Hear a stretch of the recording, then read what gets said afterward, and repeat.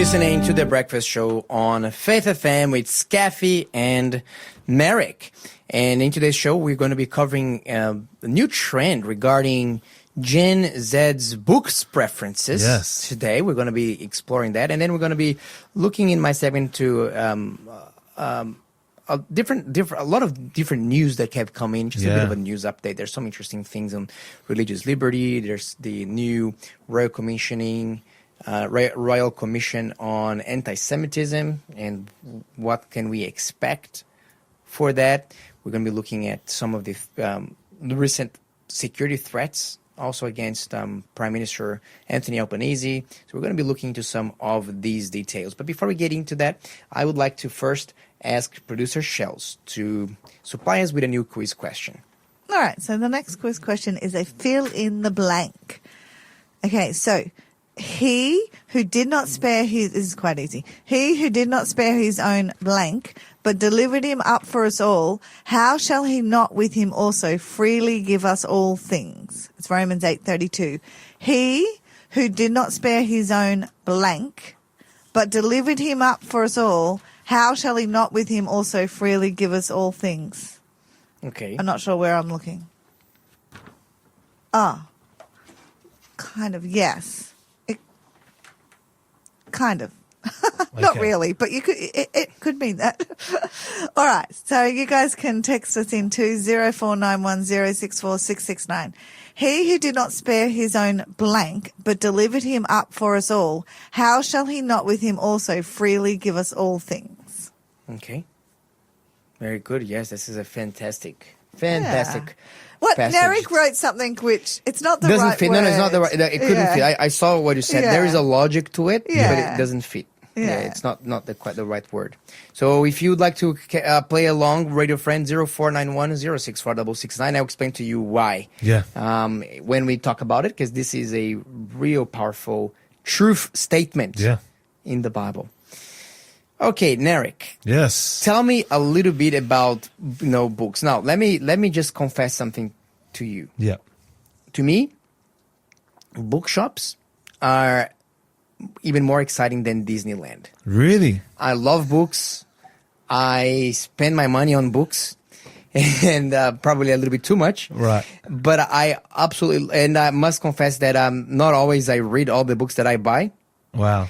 Even though I do read, I think, a good portion of it. And sometimes they are books for reference as well. Wow. Okay. My last purchase was this Bible commentary series that went on sale for like 60% discount. I've been eyeing it for like 3 or 4 years, but just could never bite the bullet. It's like, look, this is the time. So I love books. But that being said, what have you found out about Gen Z's love for books? Well, I wouldn't say that I love books. I'm a filmmaker by trade, so I've always loved the film aspect of storytelling. Okay. But when it comes to Gen Z, to our radio friends, myself, I am, a young lad that's still kind of involved in seeing the social media trends. And when people say books, like, you say you love bookshops, etc. The trend that goes around is that when young people now, males, etc., when they're reading books, people call it performative. And they say that it's a performative trait, Performative? Yes. So yes, it's because, obviously they're saying these days, people don't read books, young people especially. So when they're trying to read books, they're like, you're being performative. And it's become a trend now. It's worldwide. No. Yes. Man, that's so unfair. People read books. Look, there's nothing like the good old feel of paper in your hand. Look, I have electronic reading device. I have like e-book readers. Like I can read things on my phone, my computer screen, but there's nothing that replaces the good old printed page. Yeah. Let me just say that. I agree with you.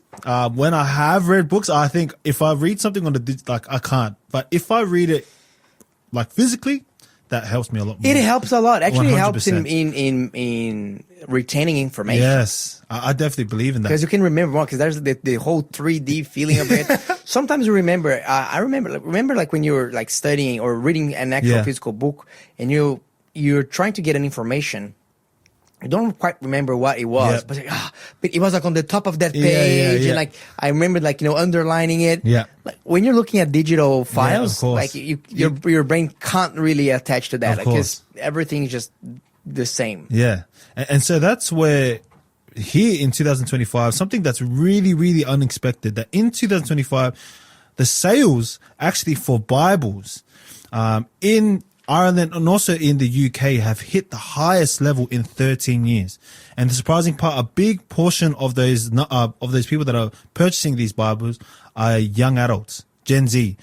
They're not purchasing ebooks or not apps or podcasts. They're actually printing, as we said, printed Bibles. Yeah. They're buying those Bibles. And in a digital world that's dominated by TikTok, Instagram, and, doom scrolling, this ancient book, which is the Bible, has made a comeback today, and that's our story for today. And to put in, That is really interesting. and to put into perspective, Bible sales are now the highest over in over a decade, and majority of the buyers aren't older churchgoers. It's actually young people that are exploring their faith, and there's a twist to this, and it's actually proven on online, but also it's my personal conviction as well.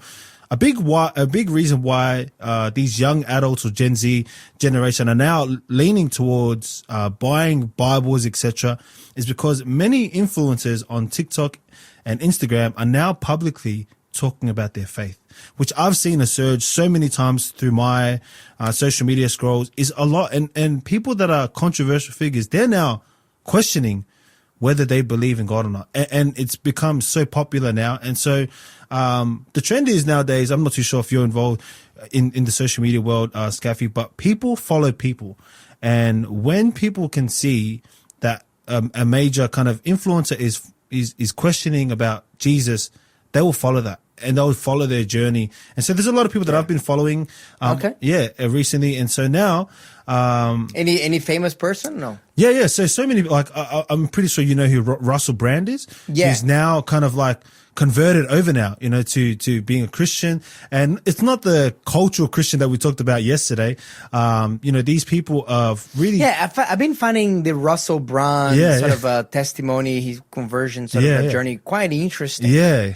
Because you can tell that he's a very he's a very sharp guy. Yeah. You can tell that still doesn't have a lot of Bible experience, of course. but he does come across as very sincere. Yeah, to me, of course. And even today's a very popular figure in Australia right now. He's a social media. He does food reviews, etc.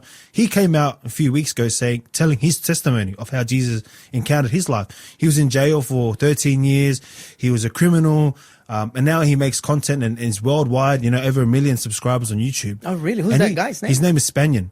And he's a very controversial figure, but he came out a few weeks ago telling his testimony of how Jesus is his Lord and Savior, and which a lot of people now are just questioning, what is this Bible or what is this Jesus doing to these social media influencers that are having an impact on their lives? And so that's why we are now seeing a surge in the amount of numbers of How Bibles. interesting. Yes. So the surge in Bibles being bought by the Gen Zs is being attributed to the number of influencers that are talking about their faith. Yes. Wow. And what's interesting is that I've seen it myself, is that now these influencers, another example is Leo Skafy. He is a very controversial figure on the social media world.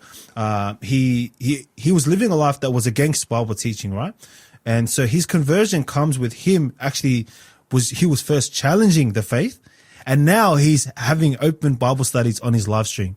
And people are following that journey. And he's saying, I used to complain about this, or I used to have anger management and this, but now that I'm reading the Bible, I'm having these convictions, and I'm not supposed to have them, that I'm supposed to be nicer and kinder. Why is Jesus telling me to turn the other cheek? That I never used to do that. And people are seeing that, and they're like, wow, if the Bible can impact someone like him that was so against it, there's something different about this book, this ancient book. You know what? I look, I think it's really good. I really praise God when these influencers are using their influence so that they can spread the word of God. I do have one word of caution. Yes. Because while I think this is definitely a great incentive for people to be questioning, be inquiring, Yeah. having awakening that desire to know more Yeah. about God, more about Jesus. No, they think like, look, if this is good for my favorite influencer, to one of Yeah. my favorite influencers, it should be good enough for me. The only thing that I worry a little bit Yeah. is that people would just take in Yeah. and on board whatever that person says. Yeah. Paul, that problem was in Jesus' time already. Yeah. Paul says, look, he was rebuking Yeah. the church in Corinth, I believe it was, Yeah. because they were saying here, hey, are you a Paul follower? I'm an Apollos follower. Yeah. And Paul is saying, hey, stop this with this influencer Yeah. kind of mentality. Yeah. Because Paul is not anything. Yeah. Apollos is not anything. Yeah. The only one who's anything is Jesus. Is So you have to Jesus. follow Amen. Jesus. So Yeah. I think that we as human beings, we have to kind of, my philosophy is that we have to be kind of like John the Baptist. Yeah.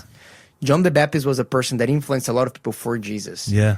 And when people were asking, hey, John, should we follow you or should we follow Jesus? I said, look, it is important that I decrease and he Yeah. increases. Yeah. So go and follow Jesus. Yeah. So I think I'm wondering if these influencers will be able to say, hey, I've been following it, but you have to read the Bible by yourself. Yeah. Don't believe what I'm saying just because I'm saying. Yeah. Take what I'm saying for sure. Yeah. Even me, take what I am saying. Me Yeah. as in Skafy. What I'm saying, but hey, don't believe in me just because Yeah. it is Skafy. Go and I'll open up your Bible, question Yeah. things, see if the things that I'm saying Yeah. they are so. Because ultimately, you're going to be, we are all going to be giving accounts to Yeah. God. And if you come to them and say, yeah, but Skafy said that, and what if I'm wrong? Yeah. And that's a good point, because a lot of the comments on these people's posts, they're just going wildfire, because people, like, now there are pastors that are stitching these videos and actually giving feedback. And people are now saying, don't believe me, go to a church, go to your local churches, show up and actually read the Bible for yourself. So I do personally believe that the surge in these Bibles being purchased is for people actually searching for themselves. Yeah, absolutely. And particularly, we spoke about that briefly. I think it's a great idea to buy the actual physical book, Yeah. because if people are relying on ChatGPT and the chat bots to get the Bible information, let me tell you, friend, you are going to go for a very bad ride. Yeah. Because ChatGPT in particular is a hallucination machine. The Yeah. Google one, Gemini, also hallucination machine. They create random Bible verses. And you're reading through that and they're thinking, hey, man, I'm reading the Bible. You're not reading the Bible. Yeah. You're reading something that is not the Bible at all. Yeah. And portrays the Bible. So you cannot go wrong with the printed book. Have Yeah. one, at the very least, as a backup. You have to. But I would say, look, there are some websites, great websites, where you can actually find actual Bible there. Blue Letter Bible is one that I often recommend people to look out to, or Bible.com is another one. But do not trust whatever the AI is saying, because you're going to be misled big time. You're listening to the Breakfast Show podcast on Faith FM. Positively different. And we're now going to review the answer to the quiz question. So please, producer Shells. Yeah, so some people said what Nerek said, and I can kind of understand why they think it's that word. You have to, especially when it's a quiz and you're doing it quickly.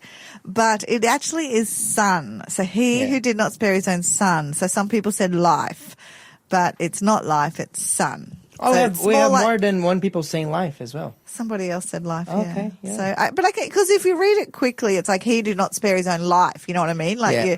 but you've got to kind of stop and think it's the Father. It makes sense, because look, Jesus didn't spare his own life, but that passage is He he who that did he- not spare his own son. So it's the Father's perspective. Yeah, because there was a lot of, some people were questioning, like, oh, where are Jesus like and the Father kind of on the same team, or are they kind of going against one another? Because there were some theories back in the days, where I'm talking about medieval era, but I think that some of that was also present, could have been present in the lives in the first disciples of Jesus as well.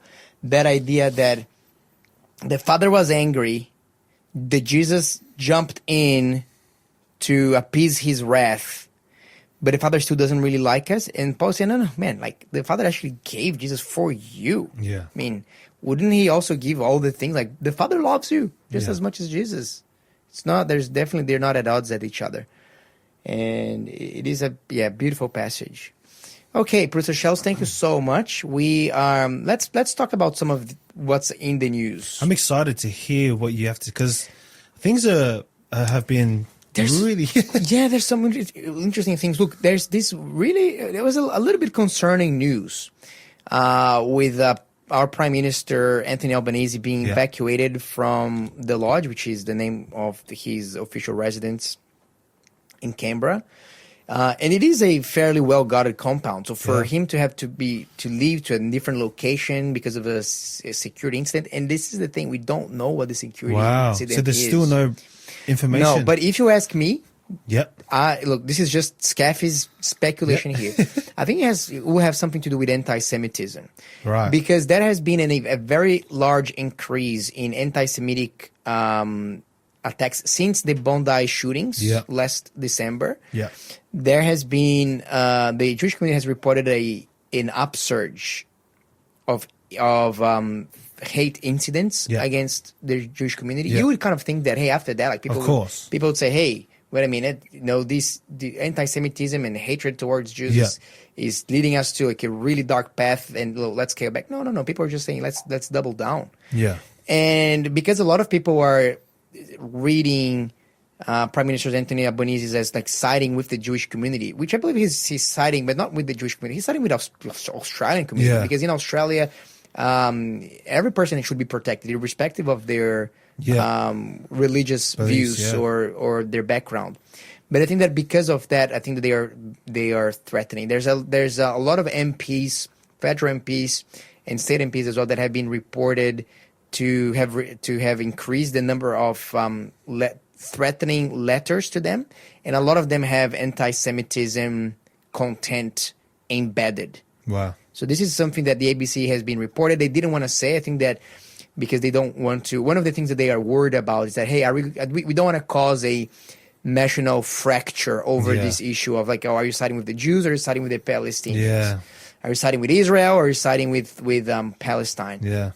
We don't want to cause this kind of a social fracture, social disunity. This is definitely something that's been front and center at Prime Minister Albanese's speech, including in the very beginning. And I think that leads us to our next news, the big news for today, which is today is going to be instated the Royal Commission on Anti-Semitism.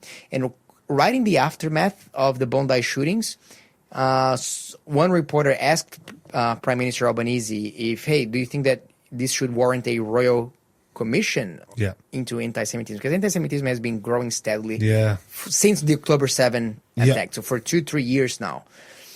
And at the time, the Albanese said, "Look, no, I don't think it's necessary." Yeah. But then there's a lot of pressure into it, and he said, "Okay, well, let's do it." And what this Royal Commission is going to be looking at is online radicalization, looking like, having a thorough look at anti-Semitic attacks and incidents, and there have been actually quite a few in Australia. It's an alarming amount, with synagogue fire bombings and other things like that, like, hate slurs being sprayed with graffiti on walls. And basically what this Royal Commission is going to be looking at why is this happening now? Yeah. And the most important element is, how can we stop this from happening in the future? Can we cut the evil by its root? Yeah. Look, I have my take here is that as laws are good, we have to have laws. Without laws, we have chaos. However, a lot of laws, what they are really trying to do, they're really threatening an external behavior, and they're saying, look, if you do this, then you're going to be punished. Yeah. Now, it works. It's not sustainable. Yeah. Okay. I say it from experience with my own children. Yeah. When I can tell that they understand why something is wrong, and they don't do it anymore, it's way better when I have to say, stop doing this. If you don't stop doing this, you're going to go for timeout or something like that.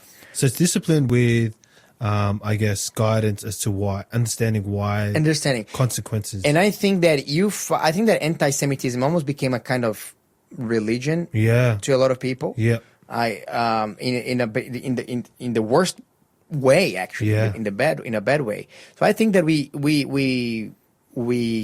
tackle bad religion with good religion. Yeah. I actually heard this from a Muslim imam. There's a lot of imams that they don't have their work publicized enough, in my opinion, because they see these young people in their communities that are being radicalized online. You know what they do? They come alongside with them and they try to teach them that this is not the way of God. That this radicalized interpretation of Islam, this is not the way of peace. It's not the way of Allah. This is what they will say. Yeah. And a lot of young kids are spoken out of that because they get that, that understanding. So my thing is that what are the causes of anti-Semitism? One of the causes of the anti-Semitism is because the Holy Spirit is being withdrawn from the earth. Yeah.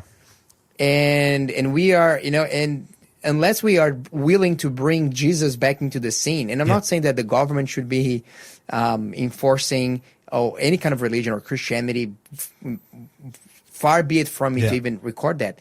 But we have seen that there's, slowly but surely, there is an attack or persecution around Christian values, even from a public place. Like when we're looking at, for example, hate speech laws. Hate speech laws, they're normally there. One of their perhaps unintended, but definitely consequence that it's there, is to stifle spiritual conversations with people. And when you start stifling that, what happens is that how can preachers of the word talk freely so that the word of God can pierce right through the heart of someone? If anything that you say that someone can find offensive or disagreeable, they would just come and say, "Hey, this is you can go to jail now. This is a religious hate speech." So I don't want to be pessimistic. Yeah. But I believe that this is a spiritual issue. Right. And as a spiritual issue, we need to have some kind of spiritual approach to it somehow. I really hope that this Royal Commission can identify that. Yep. And if it's not too politically incorrect for them to look into, because otherwise, just by cracking down even harder and harder, look, this issue of hatred will continue to exist in the underworld of the internet and so on. Yeah. It's not going to be solving. What is going to solve the problem of anti-Semitism or any other kind of problem, in my opinion, is people having a genuine experience of conversion. And when we accept Jesus as our Savior, when we see God as our Father, then all of a sudden we have a debt of love towards every person, including and especially people that do not worship like I do. Yeah. That's powerful. And without that, I don't think that we're going to be able to see it very, very efficient measures. Yeah. I hope, and I really hope, and I'm praying that I will be wrong. And I hope that this time around, 6,000 years later, we're going to come up with some human solution that's going to really tackle the issue at its root. Yeah. But I must say that I think it's spiritual battles have to be fought spiritually. Yeah. And there is definitely a place to play in terms of human laws and legislation and so on. Better laws, absolutely. We can have better laws any day and time in any topic.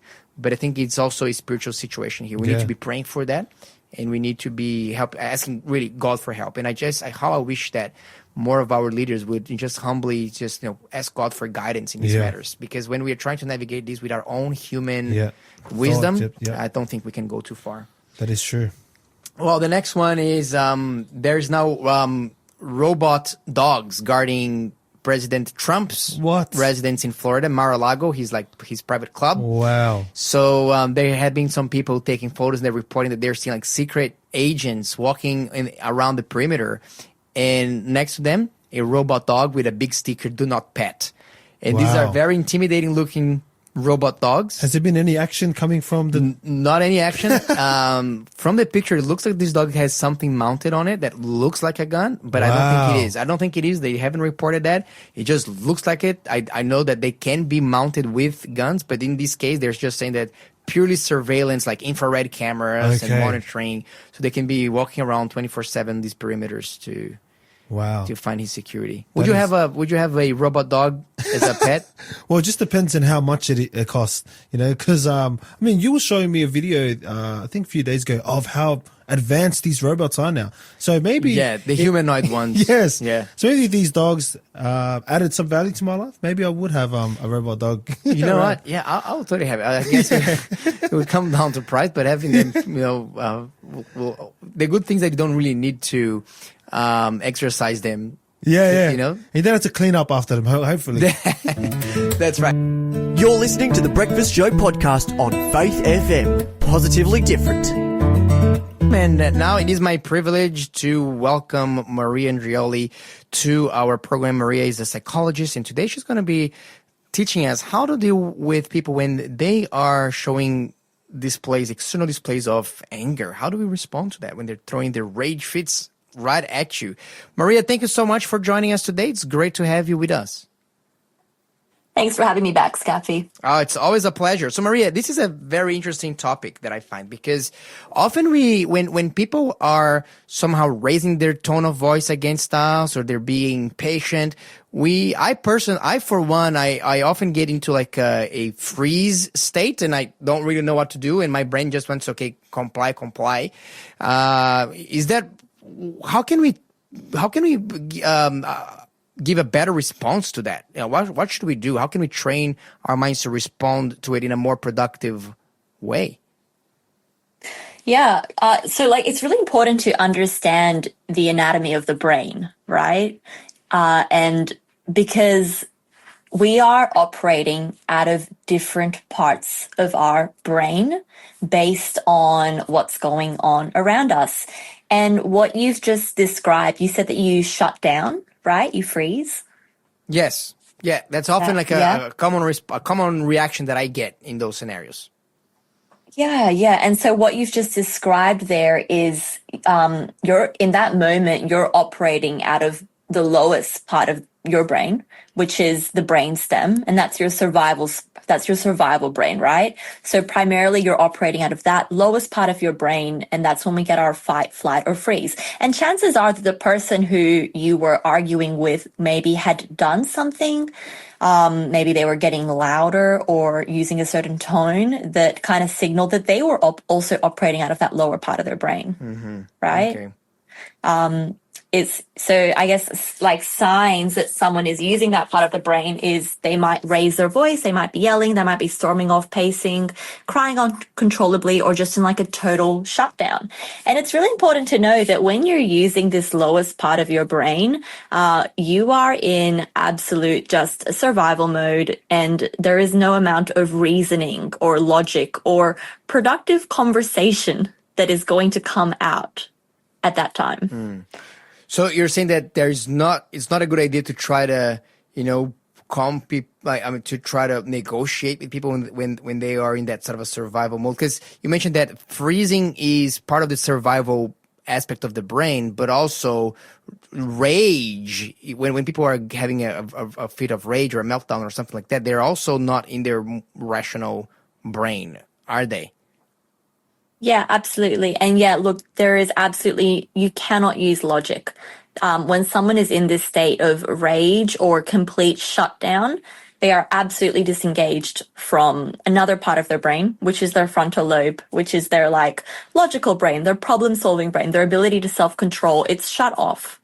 So there is absolutely no point even trying to engage in a conversation at that point. Okay, so what do you normally, how do you see this perspective? What have you learned into best practices and help us to walk through of what could be healthy ways to deal with these kinds of either someone that is having a meltdown or a big reaction, both when they're coming from children, also when they're coming from adults. How should we respond? Yeah, so we've talked about the brain stem, right? Which is a survival brain, which is fight or flight, complete shutdown. I've touched briefly on the frontal lobe, which is the top, top of the brain, logic, reasoning. And then there's also the limbic system, which is the emotional brain, right? So just keeping those three different parts in mind. And there's a approach that is called the 3 R's of regulation. And the 3 R's of regulation is all about matching the way you respond to someone based on what part of their brain they are using, right? Okay. All right. So how does it work? Well, I think the first step is you've got to actually be able to identify. And look, if you're thinking clearly, it shouldn't be too hard to be able to see what that other person is feeling or like what part of their brain they're using. Like we've already kind of realized, like if they're shut down, if they're absolutely yelling, they're probably in their survival brain, right? If they are just a little bit more in control, but still really emotional. So like maybe a child saying, that's not fair, or someone seeking a lot of reassurance. They're probably operating out of that middle part, their limbic system.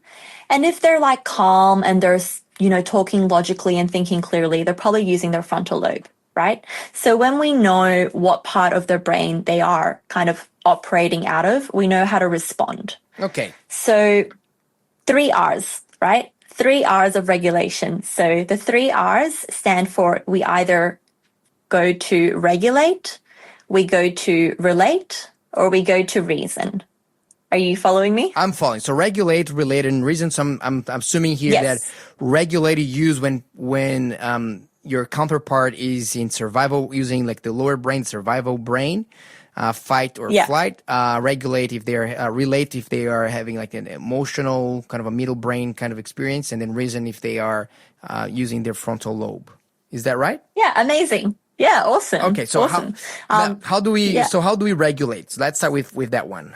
What can we do to regulate people's emotions? Maybe I wonder if it would be good to use an example here.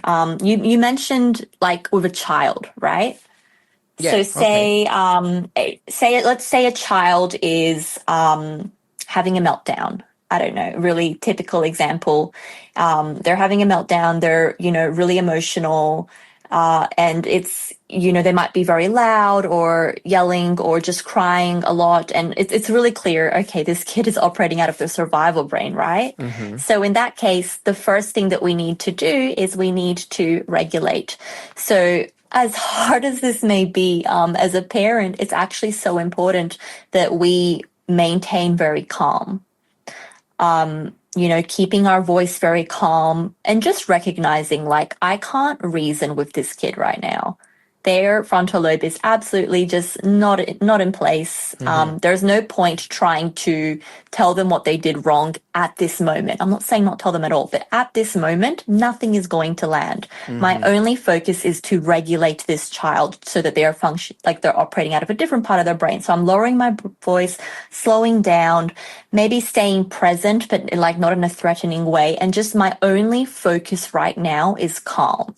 Is helping that child to feel calm. Or if that child is getting violent, risky, then my only goal is to keep them safe, right? Okay. And I can worry about the other stuff later. Okay. So you're keeping your voice kind of a calm, and by talking to them, what can be said in that situation to help them to bring them back down? And would the same thing apply for an adult situation? Let's say you're at a supermarket and there's like someone yelling at you. They're angry because they perceive that probably, I don't know, you entered into their you cause a damage to their goods or to their car or something like that. How do you deal in these situations, or like a road rage scenario, for example?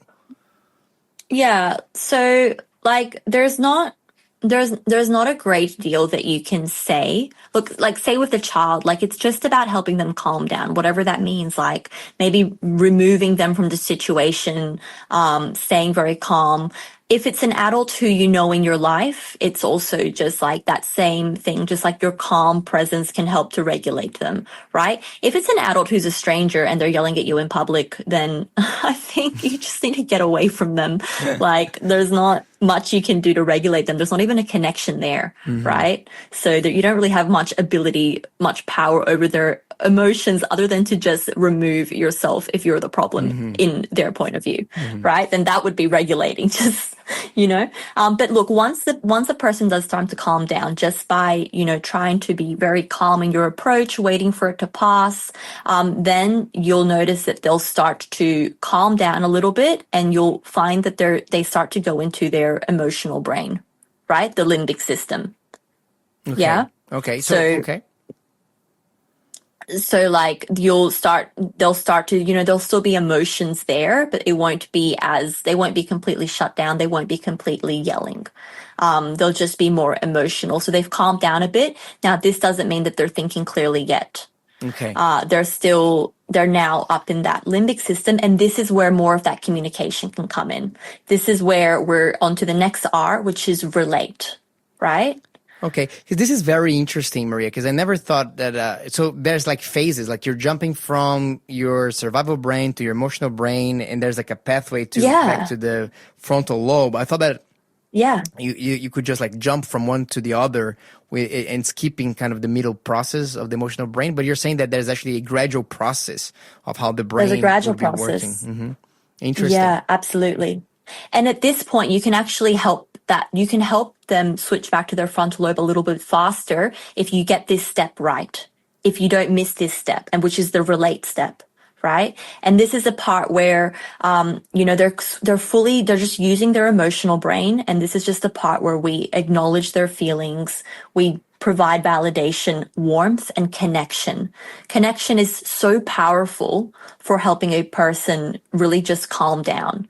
So say that child who's having that, they've had their meltdown, they're now they're calming down a little bit. They're not in absolute fight, flight, or freeze, but they're still emotional. It's just acknowledging their feelings. I can see that you're upset, or that was really frustrating, and just providing a lot of warmth and care. Yeah. And we'll see that if you maintain a habit of doing that, the child does learn to manage their feelings much faster. Or if you do that with an adult as well, it's after a conflict. And if you just take some time to see where the other person was coming from and really kind of validate that, even if you don't fully agree with them, just acknowledge, what they were feeling, you'll watch them calm down much faster. And then their frontal lobe switches back on, right? Their thinking brain is back online. And then you'll see that, and they're able to reflect now. They can discuss what happened. They can consider consequences. This is the bit where you can reason with a person. Okay. Where you can talk logic, where you can set boundaries or talk about better choices. Okay, so you're saying here that in this middle process, so after that initial fight or flight or freeze mode, if you just kind of calm down, perhaps in a dangerous situation, you try to remove yourself from that situation, as much as possible. Then after things are subsiding a little bit, you can acknowledge. And I heard one person saying that if you can name it, you can tame it. Naming the emotion. Yeah, that's a good phrase. Look, I can see that you're very frustrated right now, or I can see you're very frustrated, or you're very angry about something. Let's talk this through. Just kind of helping to reboot the brain with relating to them, like kind of telling them, like, look, I'm seeing you. I'm hearing you. Yeah. I know what's happening, and that will further help to regulate the brain back into a position where we can talk, hey, how can we make this better? What can we do different next time?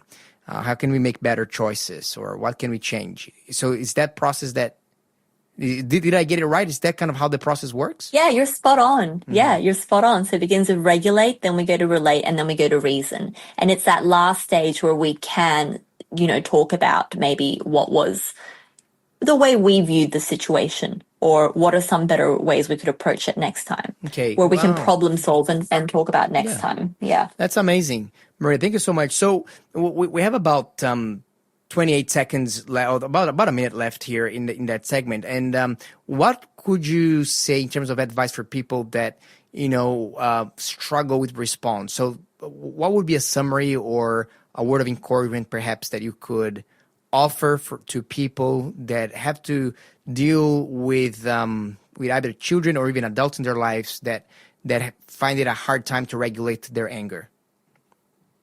Well, look, the thing is, if we're dealing with someone who struggles with their emotions, then often we now are also in a state of survival as well. So I would say as a priority, before you can do any of these steps, you need to regulate yourself first. You need to be able to step away and find something that helps you find calm. And with that, you'll find more strength to be able to approach the person and help them regulate, relate, and reason.